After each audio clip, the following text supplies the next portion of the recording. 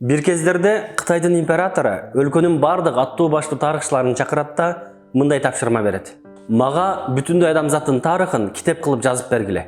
Арадан bir жыл өтөт. Өлкө боюнча чогулган эң күчтүү тарыхчылар императорго 40 төөгө артылган китеп менен кайтышат. Улуу урматтуу императорум, бул 40 төөгө жүктөлгөн китепте бүтүндөй адамзаттын тарыхы бар дешет. Ачууланган император, мен качан мынча китепти окуп чыкмак элем, мага буларды кыскартып алып келгиле деп буйрук берет. Bir aydan soң жанакы тарыхчылар кайра келишет. Бул жолкусунда 40 төөнүн ордуна 4 төө бар эле. Падыша болсо кайра эле катуу жинденет.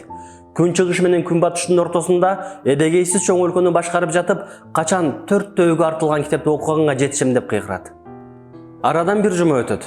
Тарыхчылар кайра келишет. Бул жолкусунда жетели болгон төө да жок. Болгону императорго кичинекей куту сунушат да, улуу урматтуум, бул бүтүндөй адамзаттын тарыхы дешет. Көргөн көзүнө биришенип биришенбеген император кутуну ачып, ичинен кичинекей кагаз алып чыгат. Сизге суроо, бул кагазда эмне деп жазылып турганын билесизби?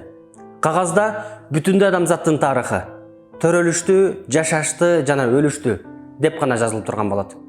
Адамзаттын миллиондогон жыл тарыхында миллиарддаган адамдар бул жашоого келишти, кетишти. Алардын аттарын да, заттарын да билбейбиз. Күн келет, биз да бул жашоодон өтүп кетебиз. Андыктан камчынын сабындай болгон бул кыска өмүрдө жакындарыбызды барктаганды билели. Куттуу орозонун акыркы күндөрүндө туруп, биздин көңүлүбүздү ооруткандарды кечирели. Жараткан да биздин күнөөлөрүбүздү кечирсин. Кийинки видеолордон көрүшкөнчө Аллага аманат болуңуздар.